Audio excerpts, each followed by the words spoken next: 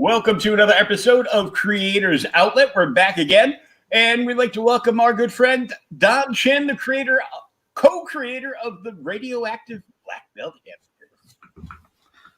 Hey, Will, how's it going, buddy? Good. How are you?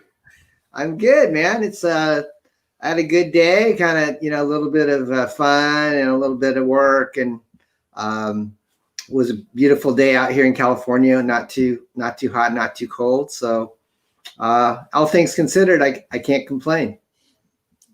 Good to hear. Yeah. Now we met over on CromCon. CromCon, right? And was that the only time? I think we were on Comic Pop's show, and then yeah. So yeah, I'm kind of new to your Facebook site. I think I joined maybe about 3 weeks ago, and I really dig what you guys are doing for independent publishers and artists, and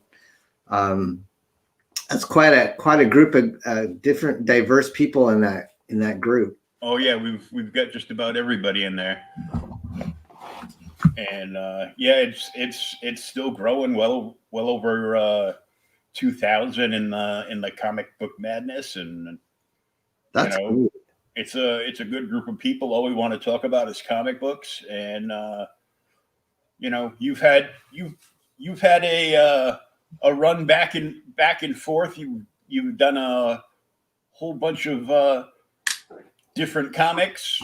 Of course, the Hamsters, and you did some work on Invader Zim and some Stargate stuff, and yeah.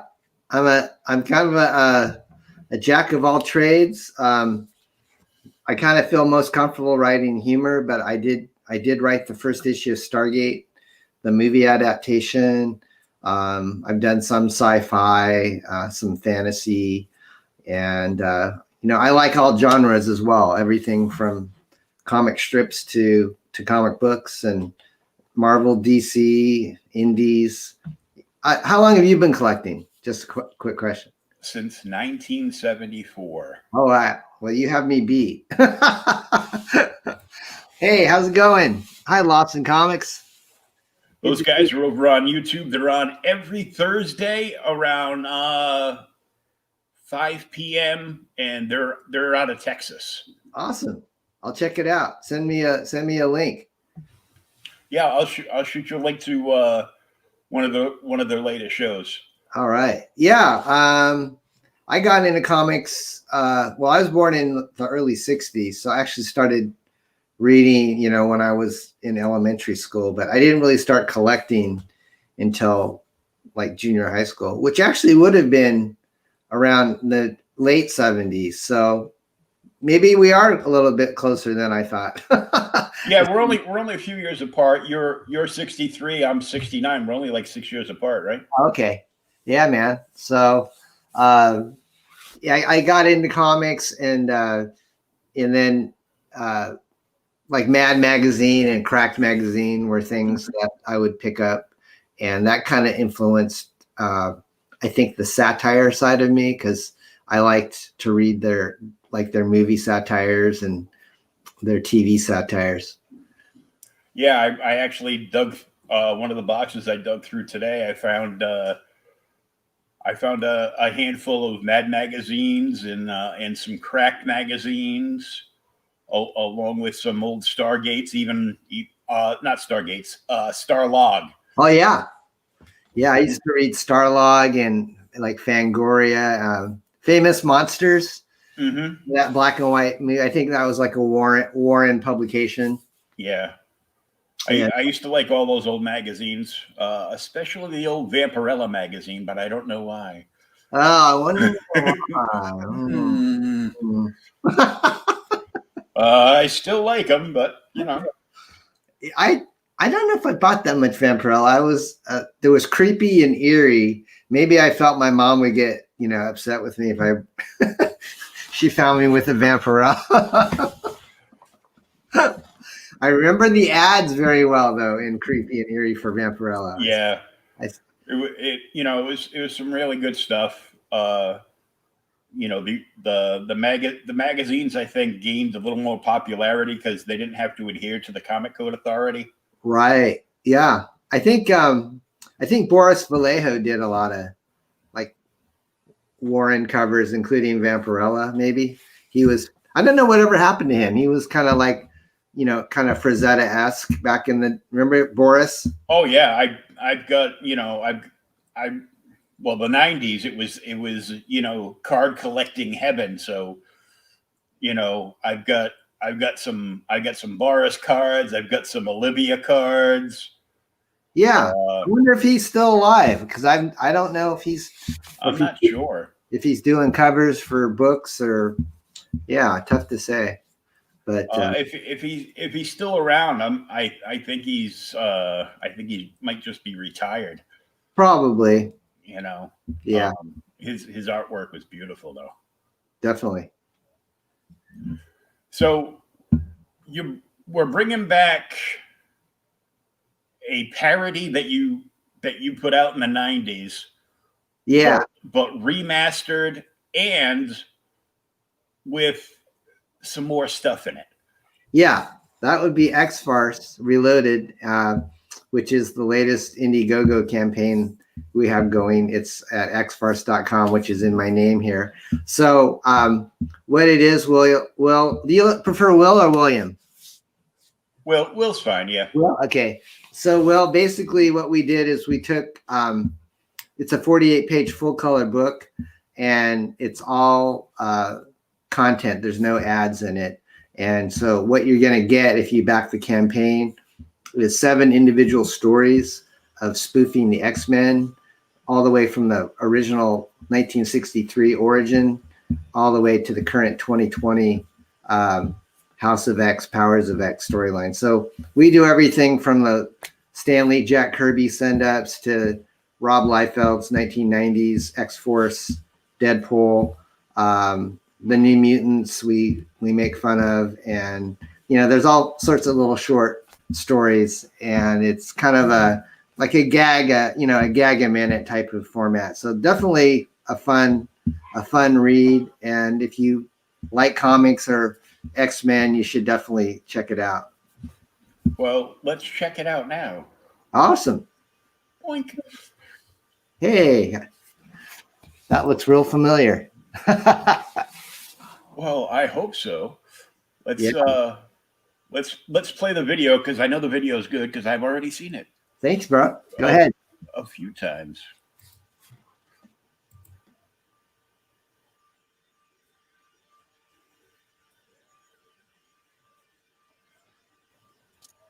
My name is Professor Baldy, and I run a school for juvenile delinquents. But not just any delinquents. Mine are specially gifted. You might even call them mutants. Trust a few reformed ex-cons. Tangerine. Am I the apple of your eye, Bubba? Jeannie Gray. Beastie Boy. Oh, everybody dance now. Snow Cone. Is it hot in here, or is it just me? And their friends from X-Farce. Cable TV. Eat remote control, frog face. Garfarel. Meow. Dominoes. This book has just the right amount of cheese. And introducing the Newt Mutants. Beware the rest. Magneto. Mistress Piggy. And not at all breaking the fourth wall. cesspool. Now, Verity Press Comics is back with X-Files Reloaded #1. Don't miss this extraordinary comics extravaganza with 7 full-color stories of marvelous mutant mayhem. Back this book today for awesome variant covers and original artwork tiers. 48 pages of action and hilarious hijinks by some of comics' funniest talents.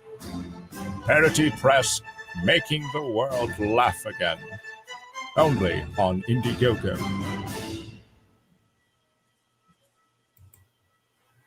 That is awesome. Thank you, man. Hopefully you laughed again. Oh yeah, I was. That's good. That's good. Yeah, we wanted to kind of do something that would give people a little flavor of what they were in store for. And there's 3 different covers. Yep, 3 different covers. You're actually on the update page. I don't know if you want to show that or the main campaign, because I think the main campaign actually has more of the main images, but it's up to you. I mean, there's plenty of stuff to look at. If you hit, I think, story will bring us back to the... Yeah, there you go. There we go. So the first cover that you're looking at, the big one, that's the main cover that Bill Mouse drew. It's a homage to himself because he drew the first book back in the 90s with Eclipse Comics. That's the first book we ever worked on. So he totally remastered it, and he's gotten a lot better, obviously, since he was, young. And so that's the main cover. And then there's a couple others. One is like the 1963. There you go on the right. If you scroll down a little bit more, you'll see it. I'll tell you when to stop. It's got a lot of red on it, and it says ex-cons. Oh, that's ex-con. There it is. There you go. So that's the number 1A cover by Mark Lewis. So in the X-Farce book, there's a 10-page ex-con story and a 20-page X-Farce story. Those are the ones that were previously only in black and white that we had recolored. And then there's 18 pages of new material that has not ever been seen before. So that's kind of the throwback to the Stan Lee, Jack Kirby era. And we tried to make it look like it was actually from the 60s. And yeah, it's got the worn look on it. And yeah, brown pages. And yeah, I like that. That's cool. That way I'm not worried about like manhandling it over and over again to read yeah, it. We pre-read it for you. And then the third cover, William, is I only have a snippet of it. If you go to the probably the best way is to go over to back to the update page, which I'm sorry, you'll have to scroll back, and then click on updates, and then scroll down. The mighty boar. That's our new digital print that we just put on the site. Yeah, over there on the right is keep going down a little bit more. That's just a little. Oh, it's me. There you are. Yeah, man. I like your intro, by the way. I like that music. Thanks. I think it's update number 8, Will, which you have to click on to make it bigger. I think, scroll down a little bit down. Boing. Okay, there's 9. So click on 8. 8. Yeah. Update number 8 right here. No, it's 7. Oh, okay. I see where they are. Yeah. I think 8 is where I showed some of the art. There you go. So that's Rob Willis's artwork, and he's one of the main spoof characters of Deadpool is Cesspool in our comic, and he wears diapers, and he basically uses a lot of bathroom humor. Yeah. So we asked Rob to draw the X-Farce universe. So this is just a portion of the cover. He's going to be fighting cable TV and Tangerine. So that's the third cover that we're still waiting for. I love it. I kind of want to buy this cover and, make Rob Liefeld sign it. He probably would. I hear he's got a good sense of humor. Yeah. But yeah, I like that image a lot. I think if people gravitate to it, I could see that on a T-shirt. You know, just that image alone. You get it on a long T-shirt and print it on the back. That way he's like half tucked into your pants. Oh yeah, it would make more sense that way. That's kind of cool. I like that. Yeah, so there's 3 variants, and then they're $25 a piece, so you can get all 3 for $75. Hey, it's you. Hey, it's me. I've been making the rounds, bro. It's like Oh, I know. It seems like every other day I'm on a stream and podcast, but it's cool. I like meeting people and hanging out. Hey, that's the way to do it. Wild Steer. Do you remember Wild Star from Image? Yeah. I love that cover on the first issue Of Wild Star? Yeah, that was pretty cool. Man, I miss the 90s so bad. I know. That was a fun time. So you're on the update page. So if you want to go back to this the story, there's probably more pertinent. Go back to story so we can see more stuff. Now that we've seen the covers. Every time I see an image of cable TV, all I can think of is the Tick. Oh yeah, he does kind of remind me of the Tick because of the antennas. Yeah. He actually, I modeled him after Ted Turner because in the 90s, Ted Turner was becoming the cable TV, guru, and so he looks a little bit like Ted Turner. Yeah, he looks a lot like Ted Turner. I think he's got like a Jane Fonda workout tape in some earlier incarnation because he was married to Jane Fonda, for a while. Yeah. And Gar Farrell. He's going to be on the cover, the Rob Willis cover, fighting Mistress Piggy. Oh, that's awesome.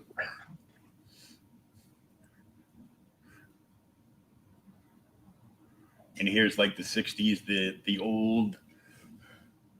Yeah, that's one of the discolored pages.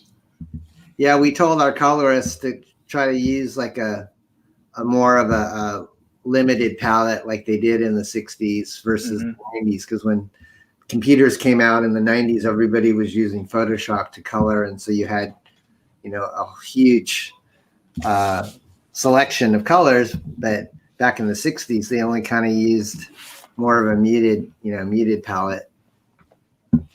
And it was my colorist's idea to kind of put the brown aged effect on it, and I thought, oh, that's sweet. That's exactly what we're looking for. Yeah, just to have those off-white pages for be like, why aren't you grading that book? It's got off-white pages already.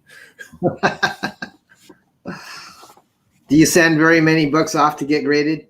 I own 3 graded books right now. Oh no, 4. I own 4 graded books. I've got a double signed Art Germ sketch variant of Action Comics 1000 that's signed and graded. I've got a Detective 880 that's triple signed and graded. Wow. I've got the aforementioned Vampirella. I've got a Vampirella versus Reanimator #1 signed by Lucio Perella, and it's a virgin variant on that. And the only other one I have, those are all like 9.6, 9.8s, and then I've got like a 6.5, I think, of All-Star Squadron #1, but I bought it and I got it like super cheap, and I bought it because it's signed by Jerry Ordway. So okay, that was probably like Roy Thomas probably wrote that, right? Yeah, he did. Yeah, I probably have that issue somewhere, probably like a 40-cent cover price. I think so. Yeah. Yeah, I used to read a lot of the like Invaders, All-Star Squadron. Oh yeah. DC Comics Presents. Firestorm was one of my favorite characters. I actually found 2 Firestorm action figures. One is the new Firestorm from the new 52, but it's kind of cool because the flame coming off his head goes all the way down his back and connects to like a flame base at the bottom of his feet for him to stand up. Oh, cool. So he's kind of like floating in air. Yeah. And then I found an original Kenner's Superpowers Firestorm still on the card. Wow. How much did that cost you? It cost me whatever I paid for it at the store when it originally came out. Oh, okay. Nice. I think I don't think they had anything but like, Luther and Parademons, a Martian Manhunter, and a Firestorm. I like Firestorm better. Is it worth anything? I'm sure it is. Yeah. Is that like from the 80s? Yeah. Superpowers? Superpowers, yeah, from like mid to late 80s. Mm-hmm. And a lot of those figures are like big bucks now. Wow. Nice. So I'm like, I still have the card. I still have like the mini comic that came behind them because they packaged them all with mini comics. Yeah. So on your graded ones, the ones you told me about, did you read them before you had them slabbed, or did you just? I didn't read an Action 1000. Did you say that had a sketch on it, or was it a virgin cover? It's not a virgin cover. It's a sketch variant of Art Germs of Superman carrying Supergirl. Uh-huh. But it's just like the line. It's just like the gray line work, not the actual full cover. Do you know how many they made of that, or? No idea. I didn't even look. I'll look it up one day. Okay. When I unpack all this, and the Action 880 is it's not the first print. It's the foil cover Mexican variant. Oh, cool. How many comics do you have? You look like you have a lot in your warehouse. Yeah, I do. You give me a second. I'll put the light on. That way I can turn the camera and you can see them.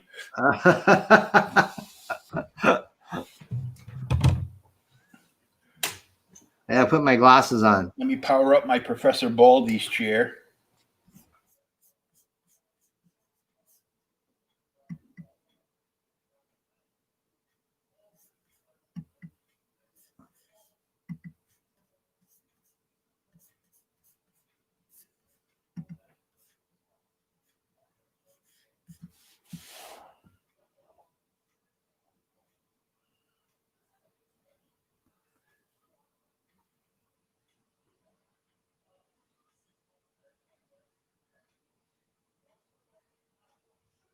Oh yeah. Nice. You look like you're set with reading material in case we have we have a pandemic. So I guess yours. So are you mainly a DC guy or a Marvel guy or a little bit of everything?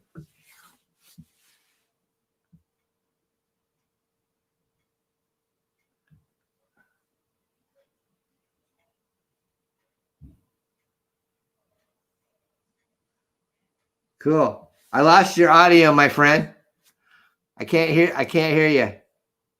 Are you on mute? There we go. Okay, sorry, bro. Yeah, so I've got 1, 2, 3, 4. I've got 5 windows that are like 15 feet high by like 6 feet wide. And except for the one in front of me, because my monitor isn't on that one. So the other 4 windows all have like rows of short boxes on them. They hang off like a quarter of an inch, but that's it. I'm like, oh, these are perfect for comic boxes. Yeah. Now, are they all in your main house, or do you have like a place where you keep them, like a garage, or are they mainly in your living area? Yeah, because I have a loft. I'm on like the second level of this old factory. So they just stay here. They were in storage at my friend's for about 5 years because I was like stuck in the hospital for a few years. So, Gotcha. but yeah, I've been going through them and finding books and trades. So there's like action figures and trades on top of the books, and I found a whole bunch of regular books and trades. And Are you mainly a Marvel person or a DC guy? more of a DC guy. Yeah. I got my big bone Wow. security, in case somebody comes in that I don't know, I can just throw this at them. I've always wanted the hamsters to be collected like that. We've done a couple of trades, but nothing like that ever did like whatever, almost 20 issue run of what Eclipse did. There's just a couple of graphic novels where they collected the first 3 or 4 issues, and no one's ever done like an omnibus or everything obscure about the hamsters, but that would be fun someday if they did. Well, that would be cool. I'd be down for that because that's some cool 80s stuff right there. Because I remember your hamsters right next to Turtles, the original Turtles books, and on the other side of the hamsters was the Fish Police. Right. Yeah, that was fun. I remember that book. I liked the artwork in Fish Police, and then they did wasn't that like a show on ABC for a little while? They did Fish Police. Yeah, it was like a short run cartoon. Yeah, I think John Ritter was in, like, his voice was in that. If I can remember correctly, but I didn't really watch the cartoon. I did like the comic book though. Yeah, I still kick myself in the shorts because I'm like, Teenage Mutant Ninja Turtles? That just sounds stupid. I just sold about 30 or 40 of my Ninja Turtle back issues to a collector in Canada, and I got almost $500 for them. Wow. The original black and white run was great. Yeah, that's what a lot of them were. They were like either early, not number one, but I think I had like a second printing of some of the earlier issues, but it was kind of a mixture of everything up to like issue 50. And R&R says Fish Police was a great comic. Yeah, I wonder if that guy's still around, whoever drew that. I don't remember who worked on that book. I never bought or collected them, but when I filled in on shifts at the comic shop, I would read them. Yeah. Are you Boston a native? I'm actually south of Boston, but Boston Comics says the art looks good. Oh, thanks, man. Thanks, Lost. Yeah, that's Bill Mouse's work on the screen, which, that's his very first published work. So he's a little bit new to the scene. He's only probably 19 or 20 at the time, but he kind of has almost like a Don Martin type of style. Yeah. To his parody work. It kind of has that mad and cracked look. And if you scroll down a little bit more, there's the cesspool. That's also by Bill. Choking them out. Yeah. There's a good fight scene in there where they're all gassed and trying to get their air back. That panel there with the dog, that's from the Mutants. We had a guy that I thought really could do a painted style that kind of looked like Bill Sienkiewicz. So that's what I told him to aim for, is like that 80s, 90s New Mutants with Chris Claremont. And so everybody knows the New Mutants have a character called Wolfsbane. So I parodied her and called this character Wolfsbane. So it's a dog instead of a wolf, and Scottish Terrier. Barking away at the bad guy. Yeah, she's just all she does is yap and be annoying. Yeah, that seems about right. That page right there. That's you probably have you interviewed Mike Barron before on your channel? Oh, plenty of times, yeah. Okay, so he's the writer on this story, which is what if the Professor X had to have auditions, and so the premise is that one of the ex-cons named Hunger James, he ate himself, so they're left with a void in the lineup, so he has to try out different characters. And the girl, she bought her spoon at Walmart. I had the receipt, and she bends the spoon with her mind. Yeah, that's all she does is things with spoons.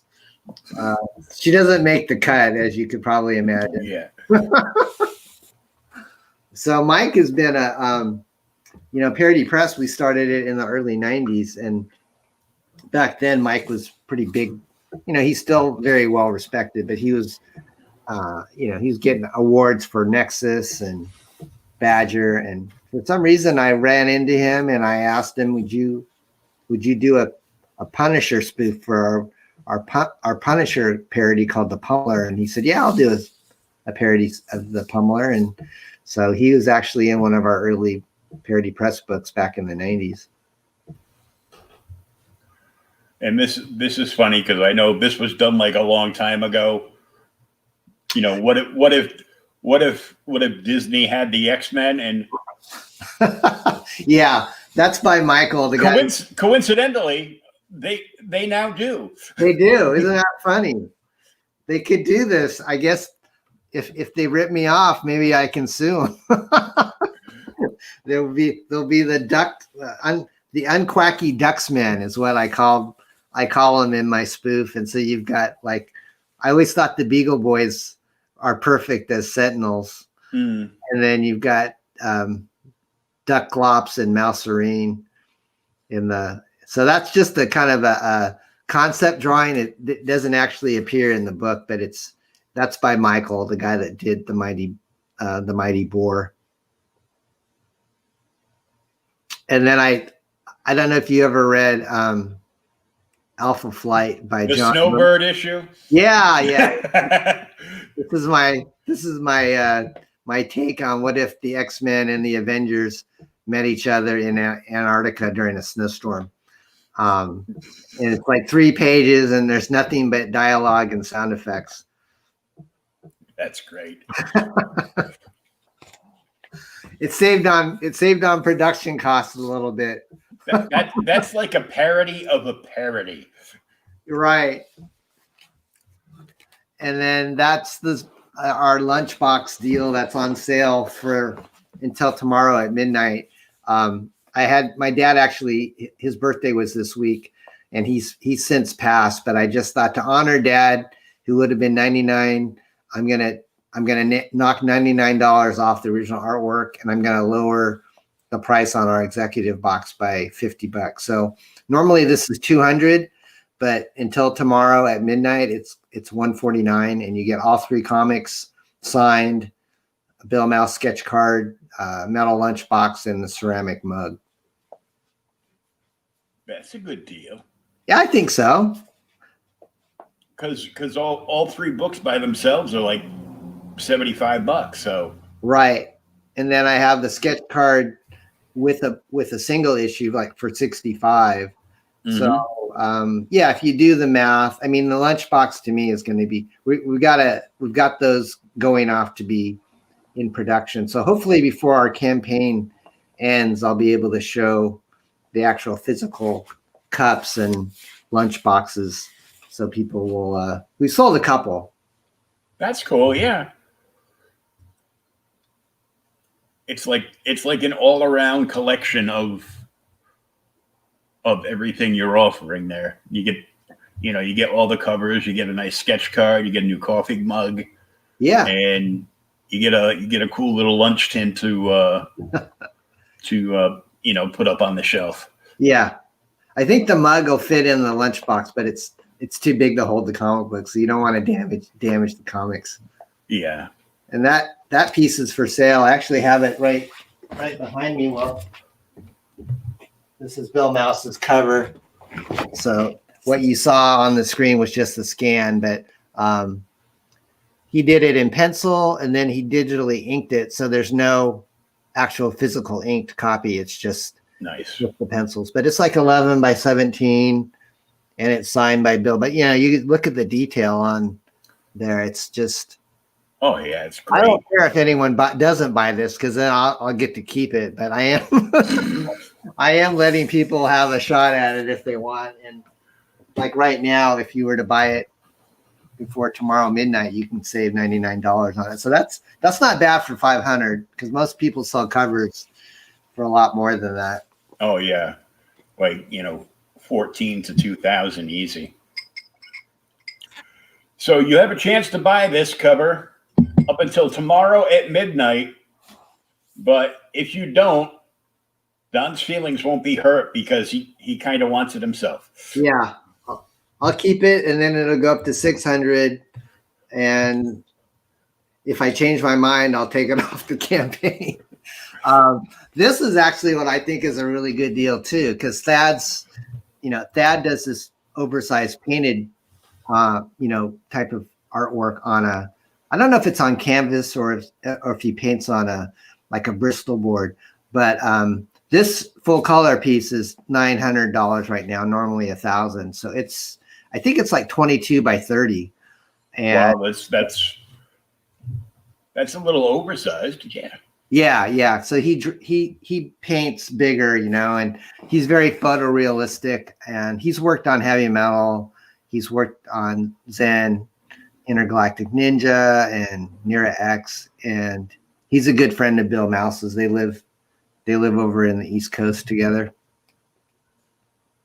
East Coast. I used to live in Virginia. We actually, in the 90s, my wife and I moved out to Virginia to kind of start our studio with Bill, because Bill is from Virginia Beach area, and my wife and I, we'd only lived in Northern California most of our life. So we thought, why don't we try a change of pace? So we packed our bags, and like in 1993 or 94, we moved all the way cross country. And then at some point said, nah, we're going back to California. We did, mainly just because of some family things that came up. We had a couple of people passed away, and we kind of felt we needed to come back. But actually, at the end of the 90s, well, as you probably remember, the comic book business kind of went through a glut, speculator kind of. Yeah. Yeah, and so even Marvel was having financial trouble. So we kind of saw the writing on the wall and thought, comic book sales are not going to be able to sustain us. So we actually packed up, and then we started doing digital color separations for other people for a while, and not publishing, but just doing production work. Sometimes you got to do whatever pays the bills. Yeah, gotta move back in with the folks. So here's some of the artwork for sale from Mark Lewis. We've got like his cover sketch from the 1960s ex-cons parody. And funny enough, Will, is Mark, he showed me his stuff when he was young, and I said, this guy has a real retro style. So that's why we put him on the Kirby and Lee era spoof. And so Mark tried to make a go of it as a comic book artist, but he's a little bit slow as far as his his work pace. And but he's really good. He actually did some work with Image for a while, but then he got a job doing animation and actually worked on the X-Men cartoon, the animated series. Oh, so we actually have a guy with X-Men cred doing our cover and our interior artwork. what's better than that? Yeah, it's pretty sweet. And you I just noticed Angel laying an egg. Yeah. There's all those little Easter eggs on the cover. Like it says like the Comics Code Authority stamp is up on the right corner. But then Mark says not even approved by the Comics Code Authority. And we put the cover date as April 1st on the 1960s cover. April Fools. So that's for sale. I have, if you want to see the sketch, it's kind of small, but this is like for sale for like $300 with the comic book. And Mark doesn't really sell his artwork too much. He's kind of rarely lets his artwork go for sale. So we have 3 of his pages in the campaign for sale because someone else inked them. So the inker is willing to sell the pages that he worked with Mark, but Mark himself doesn't want to sell the cover or the interior pages. Those interior pages were done like in the 90s. So, but if anyone wants a cool, 8.5 by 11 layout sketch, this would be the one to get.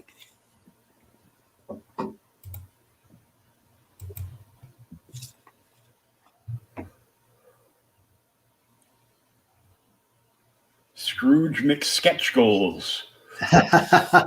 Yeah, it's Professor Quacks.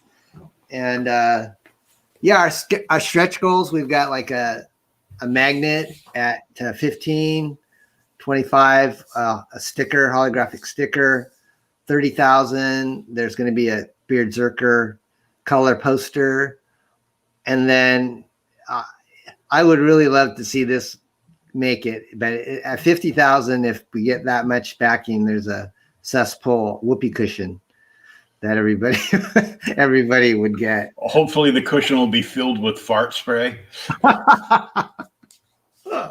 Just tossing out ideas here, Yeah. So yeah, we're only at like $3,000 right now. So it would take a miracle to get us to 50, but that's okay. You got to aim high. You can never tell. Yeah, it's fun. I mean, we're gonna print this baby. We're already funded. So if anyone is on the fence about backing it, thinking that they're not going to get a book, this is not my only source of income. So don't. I'm not going to go to Tahiti with everybody's money. We're going to put this back into our project and our company. And the beauty, Will, is all our artists have already been paid for the work. So it's not like we have to, they're not starving. Yeah, Don's got a day job and everything now. Yeah, I'm a real estate broker by day and a comic book creator by night. Well, it balances out. Yeah. You must get all kinds of ideas for parodies from dealing with the public all the time. Pretty much, or just watching politicians. What was your work in the early days? Well, what did you do for a living? Well, up until I fell ill in 2016, I was a nightclub DJ for 35 years. Seriously, wow. That's more specifically, a gentleman's club DJ. Oh, okay. Wow, that must have been. How long did you do that? 35 years. 35 years. Holy smokes. Well, once naked girls start giving you money, you don't want to quit. You must have quite the iTunes playlist. Yeah, I've got a huge amount of. I've actually way behind me. I've got some sports autographs on top of it now, but I got a crate of vinyl back there that got saved, and my ex got in a fight with me, and she took like 5 or 6 of my vinyl crates and put them out in a snowstorm, so they all got ruined. Oh God! But the most important one got saved because that one actually has some of the old 1970s Star Trek and superhero long playing records on them. Oh wow! Those are probably worth something. You know, that, and I think I've got like one or two albums of the old Sherlock Holmes radio dramas. I used to have a lot of Bill Cosby records. Yeah, he's not too popular no more. Hold on, Don. Let me fix you a drink. I wonder why. I'm feeling a little sleepy. Hey, Phil. Hey, Phil, what's up?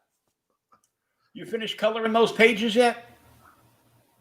Is he working on a book with you? No, he's I had Roland Mann on from Silverline the other day. Oh, cool. And Phil's working on coloring an upcoming project for him. Awesome. Roland and I have been corresponding just kind of since I came back on the scene, and he goes back a long ways, like with Malibu and working on stuff with Mike Miller. But I like Roland. That's really cool that he's kind of come back and doing Silverline. He sent me some PDFs of their comics. I thought they were pretty cool. I'm coloring all the pages for everything. Nice. Well, I certainly hope so. You were slacking, just chit chatting in all these podcasts for like the last week. Who's that, Phil? Yeah. Nice. Oh, cool. You just did a Black Canary color commission. Colors are hard to find.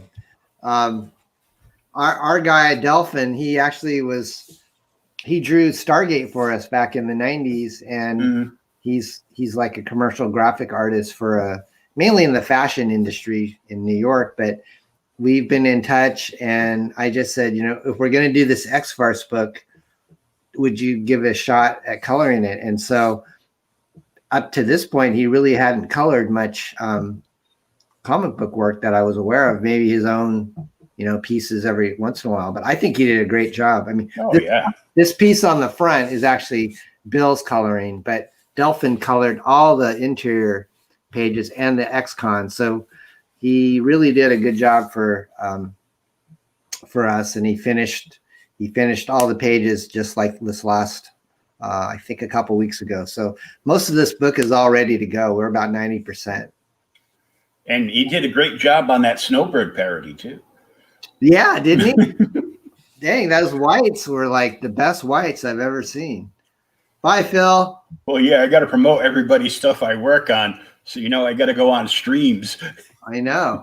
This is like the whole new dynamic that I wasn't used to, but now it's kind of the norm. Yeah, it's fun too. So it is fun. It's like having a convention pretty much whenever you want. Yeah, well, I'm trying to get used to the fact that Pops and Phil will hit me up and be like, "So you ready? For what? We going for coffee? I don't know what." He goes, "No, CromCon's this weekend. We just had it last weekend. That was 3 weeks ago. Time for a new one." He's doing another one tomorrow? No, not tomorrow. Oh, okay. I was just being facetious with I that. see. Now, how long have you been part of that page? I'd say about 4 or 5 months. Okay. And did you know Pops before that, or? No, I just met him there. Okay. And you're kind of like his sidekick. I am now, yeah. Nice. Phil's computer was acting all wanky, so he was getting nervous. Hey, what was that intro music to your show? Is that just some generic stuff, or was it actually a band? No, it was just like some generic stuff. Like copyright free stuff, or? Yeah. Okay. Gotcha. Royalty free stuff. And a friend of a friend made that intro for me. I was going to say it's pretty slick. 94. You got to help co-host. Yeah, it's going solo on streams. It's like that dead air is. I much more like it when I have someone to talk to.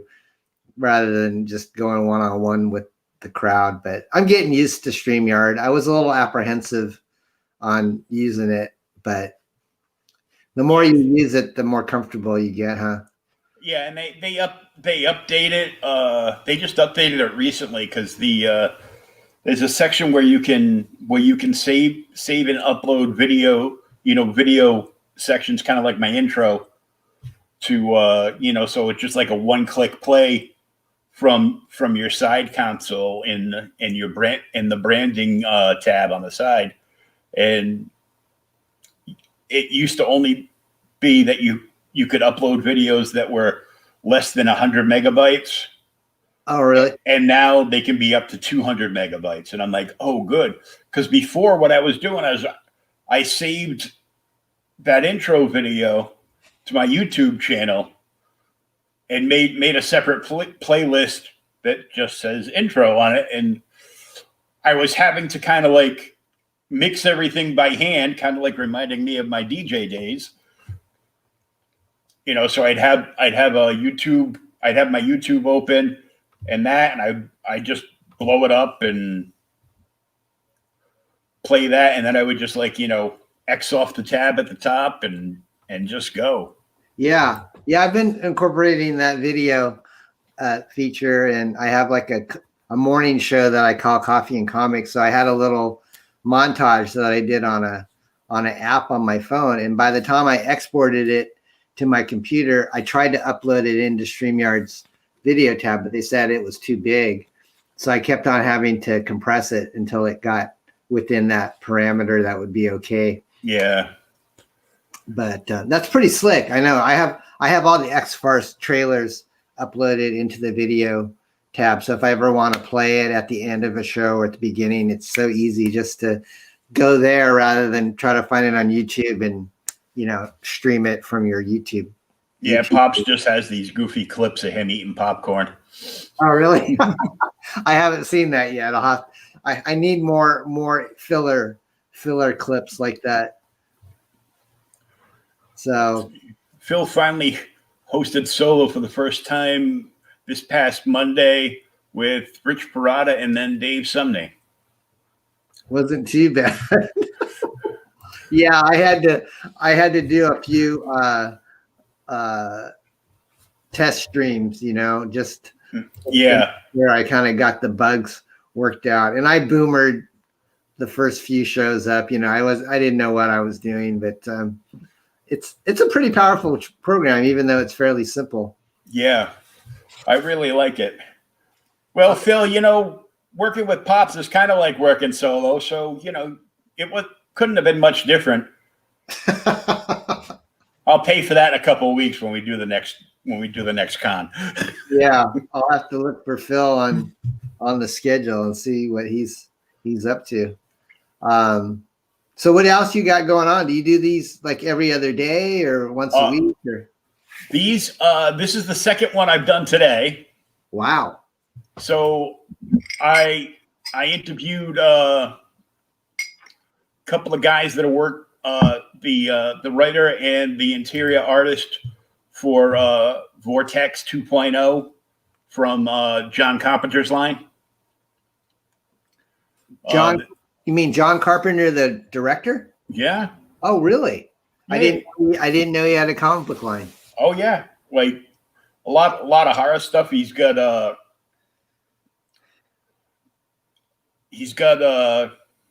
who might Guy Dorian Sr. works for him. Wow.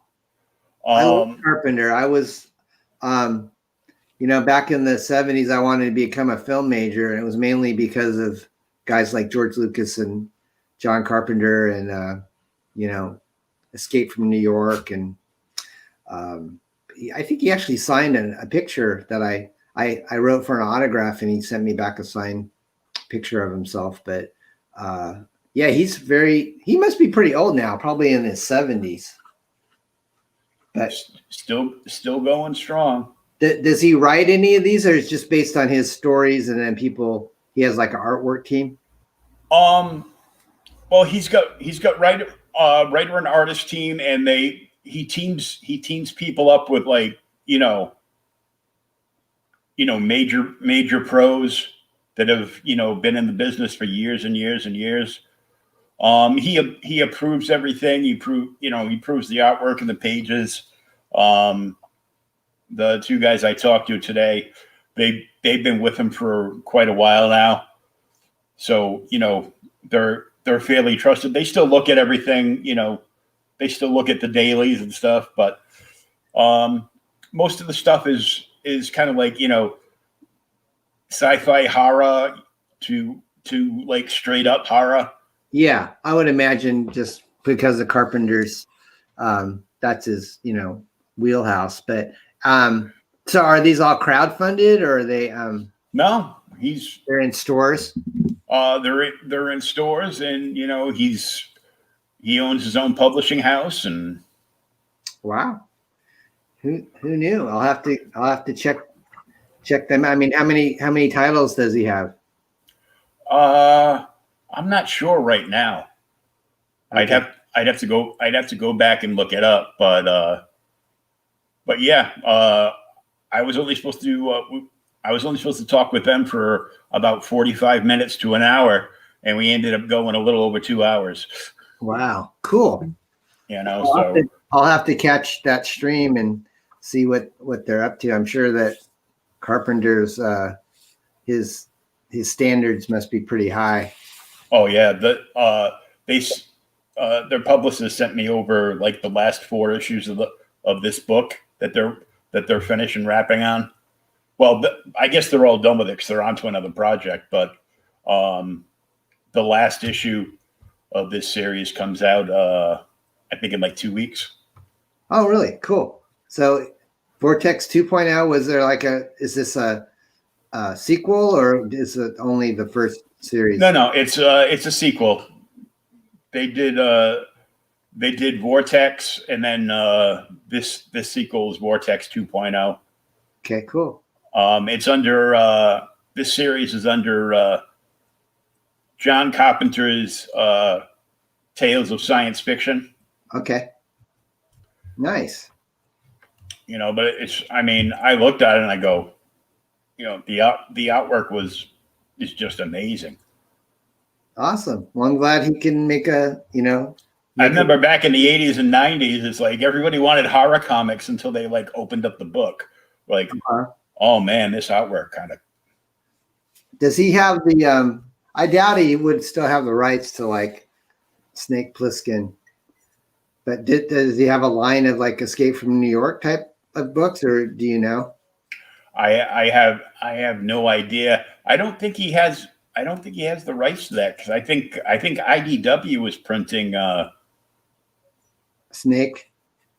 some Snake stuff in like the last few years. Awesome. Yeah, I like that series and The Thing. Yeah, he was great at horror. Yeah, the Thing was like the first horror movie I ever saw when I was a kid. Did you have nightmares? Hell yeah. Yeah, I think I was. Let's see, that came out probably in the early 80s. So you and I were probably teenagers? 84 maybe, do you think? The Thing? I think that's when it was. I think it was earlier than that, because 81 maybe. Yeah, because my friend's parents were watching it one day, like on a Saturday afternoon, on cable, and we all snuck into the house, and it was kind of like split level. Yeah. So the living room was like up here, so we were all like this, and our eyes were bugging out, and like. Mm. Those special effects still hold up, even though they weren't CGI, they still hold up today. Wasn't that like who was the special effects guy back then? Was it either Stan Winston or maybe I think it was Stan Winston did John Carpenter's stuff.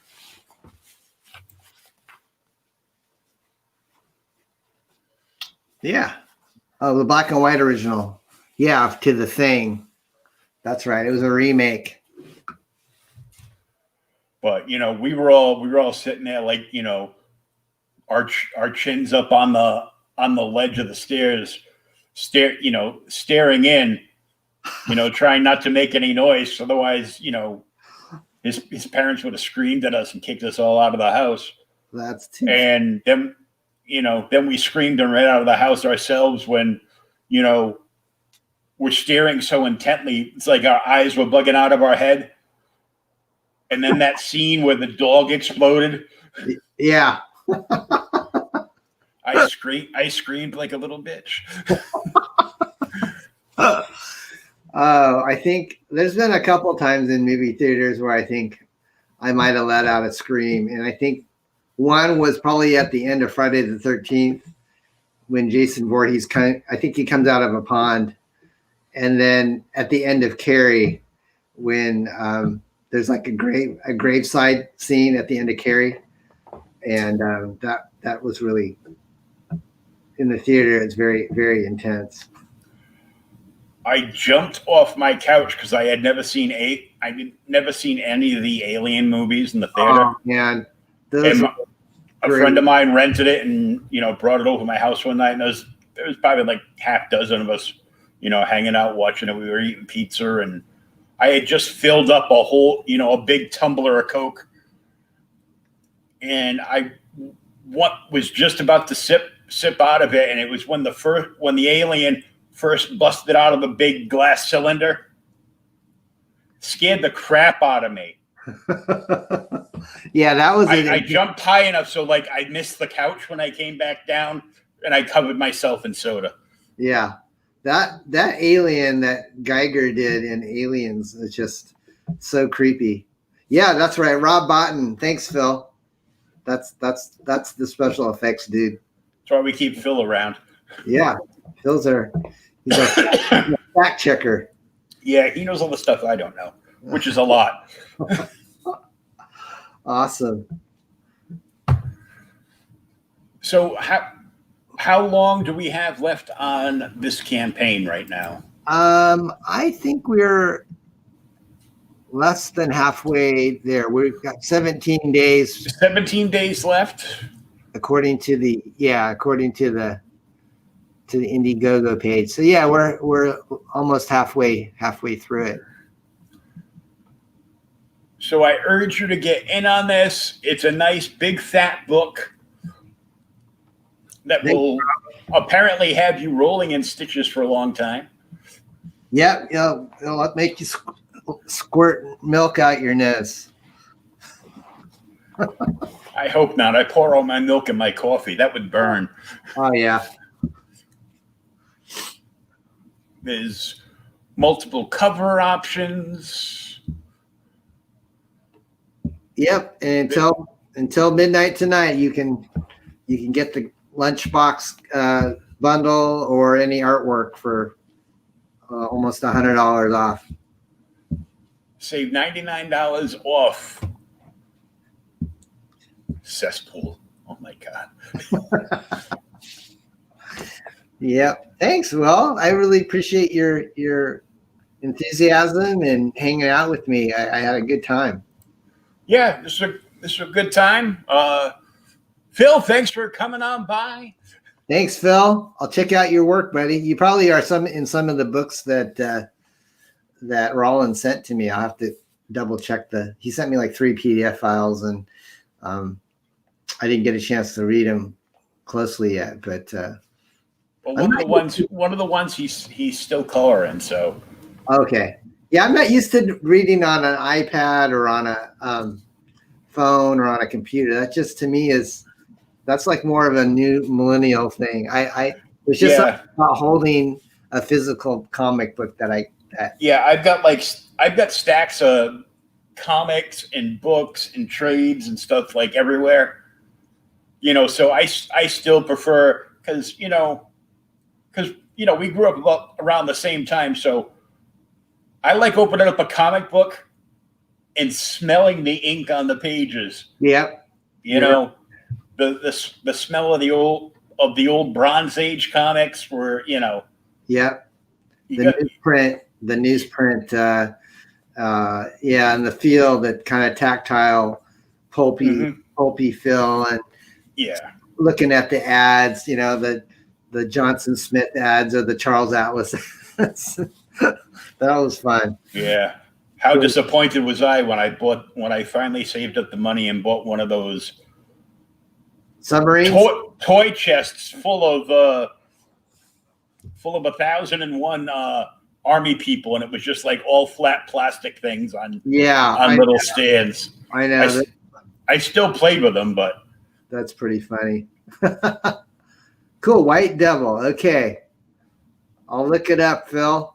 I didn't know there was a book about me. Oh man, that's you gotta make jokes about everything. It makes life go, right? Yeah. What's on the back of your baseball cap? Are you Boston? Who we got there? I can't see. Oh, Shazam. The Flash. Flash. Yeah. Gotcha. I even have a reverse Flash ring. Oh, cool. There's no uniform in it, and thank God, because I wouldn't be able to fit in it. But the little compartment on the ring like actually flips open and everything, so it's kind of cool. I like goofy, nerdy things like that. Yeah, well, we get to see you wearing the hat the correct way. So, do you ever wear it that way on the show? I usually flip it around because that's what my avatar and logo is. The hat's on backwards. Oh, there you go. I see. Nice. Who did the artwork for you on your? Oh, for the logo, my friend Andrew. He's an artist out of Massachusetts here. Okay, nice. Yeah, it's very. He's got his own indie book too, and he does like a lot of computer work and like layout stuff and various other things like that. Yeah. Yeah, I go on a lot of shows, and not very many people have kind of a nice, placeholder intro graphic like that. Yours is set apart. I mean, because you recognize it even when you see it like small. Yeah, because I'm like, right. It's awesome. So, well, Don, I want to thank you for coming on. Thanks, bro. Appreciate it. It was fun. Good luck. It was, good of you to chop prices until midnight tomorrow. Sorry, I've been watching the Karate Kid too. Yeah, I just watched Cobra Kai episode. I don't know, like season 3, episode 5 today. He goes back to Japan and meets his old adversary. And I've binged it. I've binged season 3 like 5 times already. Did you? Yeah, like grandkids are into it, so that's cool. Oh, it was so good. Like the